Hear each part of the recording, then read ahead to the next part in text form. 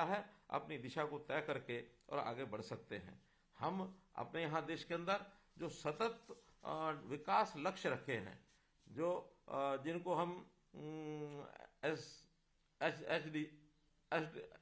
SDG, तो sustainable development goals इसका नाम दिया है, तो ये प्राप्त करने के लिए हमने 2030 तक का प्रारूप हरियाणा के अंदर तय किया है। उसके लिए अलग से हमारे यहाँ टीम लगी है कि ऐसे सब सस्टेनेबल गोल्स को प्राप्त करने के लिए हरियाणा में और हम आगे बढ़ें। एक काम जो हमने किया है, आपको ध्यान में होगा कि युवाओं को कैसे मेरिटोरियस बनाया जाए, उनकी पढ़ाई में लगन कैसी की जाए।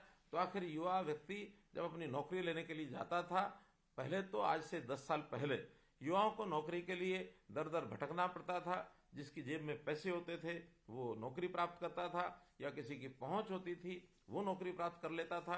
टैलेंटेड बच्चे जो गरीब होते थे, जिनकी पहुंच नहीं थी, वो रह जाते थे। हमने सारे सिस्टम को बदला है। नौकरी देते समय मिशन मेरिट को लागू किया और पर्ची खर्ची को भी हमने समाप्त किया है कि अब कोई पर्ची खर्ची नहीं चलेगी। और परिणाम स्वरूप पिछले 9 वर्ष के अंदर 1,10,000 युवकों को हमने इस मेरिट के मिशन के आधार पर जो नौकरी दी है। यह वर्ष भी ग्रुप सी के, ग्रुप डी की नौकरियां लगभग 60,000 नई नौकरियां देने का हमारा जो है प्रावधान चल रहा है।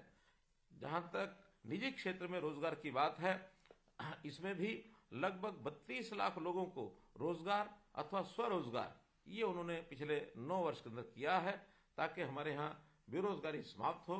आज विपक्षी लोग भले ही तरह तरह का प्रचार करते हैं, लेकिन मैं दावे से कह सकता हूं कि हमारी जो बेरोजगारी दर है वो देश के बाकी अन्य प्रांतों से अधिक नहीं है, बल्कि सीमा में है। हाँ, हम उसको भी ठीक करने के लिए, सबको रोजगार देने के लिए तरह तरह की योजनाएं ये सब बना रहे हैं।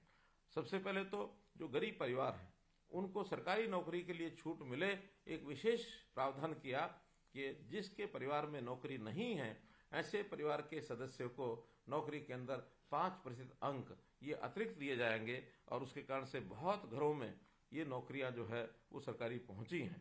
नौकरियां सीमित होने के नाते से, निजी व्यवसाय के नाते, यानी स्वरोजगार के नाते व्यक्ति का कौशल कैसे आगे बढ़े, तो उसको कौशल के नाते से बढ़ाने के लिए हमने श्री विश्वकर्मा कौशल विश्वविद्यालय ये शुरू किया है। देश में पहला ये कौशल विश्वविद्यालय है। लगभग 12,000 विद्यार्थी हर साल कौशल प्राप्त करके इसमें से और वो बाहर निकलेंगे। तो ऐसे ही लोगों को विदेश में काम करने के लिए भी, क्योंकि आज बहुत बड़ी मांग ऐसे स्किल्ड जो हमारी युवा शक्ति है उसका बाहर विदेशों में भी काम के अवसर बहुत है। इसके लिए हमने विदेश सहयोग विभाग ये भी बनाया है, फॉरेन कोऑपरेशन डिपार्टमेंट, जिसमें ट्रेनिंग के बाद वहां से जिस प्रकार की मांग आएगी उस प्रकार के लोगों को भेजने का हमने लगभग तय किया है कि बड़ी संख्या में वहां अगर लोगों को भेजेंगे तो भी लोगों को लाभ मिलेगा। क्योंकि आज दुनिया बहुत छोटी हो गई है। दुनिया के बारे में हमने कहा एक ग्लोबल विलेज है, तो इसलिए यहां से विदेश में कहीं भी नौकरी प्राप्त करना अब आसान भी हो गया है और उनकी आवश्यकताएं हम पूरी भी करेंगे। हमने जो भी बच्चे ग्रेजुएशन करके जाते हैं उनको मुफ्त में पासपोर्ट देने की बात भी कही है। लगभग 27,000 से ज्यादा ये निःशुल्क पासपोर्ट ये देने का काम हमने किया है।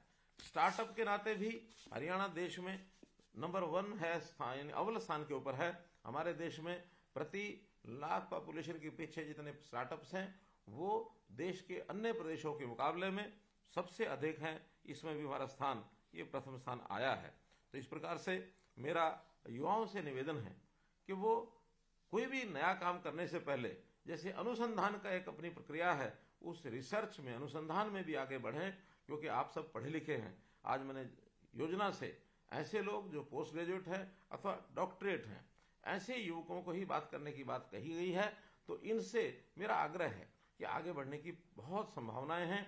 इसमें हम आगे बढ़ेंगे तो निश्चित रूप से, जैसा किसी एक बेरोजगार युवक को कहा जाता है कि ये जॉब सीकर है, मेरा तो आह्वान ये है कि आप जॉब सीकर बनने तक न रुके, बल्कि जॉब गिवर ये किस प्रकार से बन सकते हैं।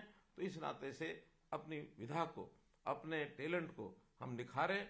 हम स्वाभिमानी बनकर, स्वावलंबी होकर रोजगार प्राप्त करेंगे तो निश्चित रूप से हमारा माथा ऊंचा होगा। कुछ बातें सामाजिक तौर पर भी मैं जरूर कहना चाहूंगा कि समाज के अंदर बहुत तरह की समस्याएं ये अब आती है। आखिर हम जहाँ व्यक्तिगत तौर पर अपने जीवन को सफल करना चाहते हैं, अपने परिवार को आगे बढ़ाना चाहते हैं, वहाँ समाज की चिंता भी, सामाजिक सरोकार, ये भी हमारे मस्तिष्क में जरूर रहना चाहिए। जैसे उदाहरण के लिए आजकल युवाओं में नशे की प्रवृत्ति ये बहुत बढ़ती जा रही है। तो आखिर इस नशे की प्रवृत्ति को रोकने के लिए हर वर्ग को काम करना होगा, सरकार को काम करना होगा, एनजीओ को काम करना होगा। तो मेरा तो इतना ही कहना है, इसके अंदर सबसे पहला विषय जन जागरण का होता है। तो अपने युवा जो साथी हैं, अपने हम उम्र जो लोग हैं, उसमें चर्चा करके जन जागरण जरूर करें कि नशा जो है ये किसी के लिए भी ठीक नहीं है, स्वयं के लिए भी ठीक नहीं, परिवार के लिए ठीक नहीं, समाज के लिए ठीक नहीं, प्रदेश और देश को भी ये खोखला करता है। और इसके कारण से बल्कि जो गलत काम करते हैं, काली कमाई करते हैं, उस काली कमाई को देश विरोधी गतिविधियों में वो लगाने का काम करते हैं। आप जागरूक करिए। हम लोग जो हैं, ऐसे लोग जिनकी आदतें मानो खराब हो भी गई हैं, जो इस नशे की लत में आए हैं, उनको भी ठीक करने के लिए मेडिकली हमने व्यवस्थाएं की हैं। डी एडिक्शन सेंटर खोले हैं और उसमें उनकी लत छुड़ा करके बाद में उनको पुनर्स्थापित करना, अर्थात यानी रिहेबिलिटेशन, ये भी एक मुख्य कार्यक्रम है, ताकि अगर वो व्यक्ति लाइन से उतरा है तो बाद में ठीक से एक स्वच्छ जीवन जीने के लिए उसको सहायता की जाए। और इसी के साथ तीसरा काम है जो इन मादक पदार्थों की सप्लाई चेन है, यानी सप्लाई चेन को तोड़ना। ये बड़े बड़े लोग ऐसे जो पैसों के लालसा में और इन कामों में घुस जाते हैं, उनके बड़े बड़े गिरोह हैं, इनको पकड़ने का काम भी हमने किया है। हजारों टन ऐसे मादक पदार्थों को पकड़ करके हमने जलाया भी है और उस नाते से उनको, ऐसे लोगों को दंडित भी किया है, क्योंकि ये पैसा जो कमा कर ले जाते हैं विदेशों में, इस प्रकार की गतिविधियां हमारे देश के खिलाफ भी लोग जाकर के करते हैं। तो एक प्रकार से देश के हित में भी ये कार्य करना बहुत जरूरी है, इसमें भी हम सब लोग लगे। तो ऐसा समाज के इस सरोकार के लिए अगर हम बनेंगे तो निश्चित रूप से हमको लाभ होगा। सरकार के नाते मैं एक ही बात कहता हूं कि जब भी आप सब लोगों के बीच में या जनता में मुझे जाने का मौका मिलता है, तो हमेशा कहता हूं कि जो समाज की बुराइयां 3C के रूप में हमेशा मैंने कही हैं, उसके अंदर करप्शन है, उसमें क्राइम है, उसमें कास्ट बेस्ड पॉलिटिक्स है, कास्ट बेस्ड एक प्रकार की जो राजनीति ये लोग करते हैं, इनको दूर करने के लिए हमने सब प्रबंध कर दिए हैं कि अब तीनों चीजें इस प्रदेश में नहीं चलेंगी।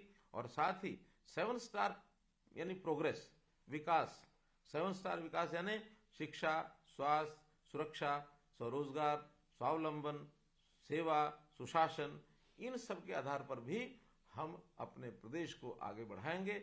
आपसे निवेदन है कि आप इसके अंदर हमारा सहयोग करिए, और सहयोग करेंगे तो निश्चित रूप से सब मिलकर के आगे बढ़ेंगे। अपने प्रदेश का एक परिवार है, इस परिवार को आगे लेके बढ़ना ये हमारा सबका काम है। तो इतनी बात मैं आपसे कहते हुए, निवेदन करते हुए मैं अपनी बात समाप्त करता हूँ। एक ही विषय आपके सामने रखना चाहता हूँ कि जीवन का लक्ष्य ये ऊंचा करिए।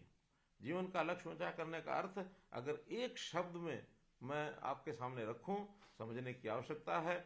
अभी तक हमें दिशा है कि हमें अपने जीवन में क्या बनना है, हम बनने की ओर आगे बढ़ते हैं। मेरा कहना है बनने की बजाय जीवन का लक्ष्य यदि आप रखेंगे कि मुझे जीवन में क्या करना है, तो एक बहुत बड़ा अंतर आ जाएगा।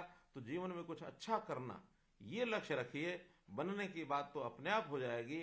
इसलिए आप लोग आगे बढ़ें, अपने लिए, प्रदेश के लिए, परिवार के लिए, देश के लिए काम करें। यही निवेदन करते हुए मैं अपनी बात समाप्त करता हूँ। बहुत बहुत धन्यवाद, बहुत बहुत आभार।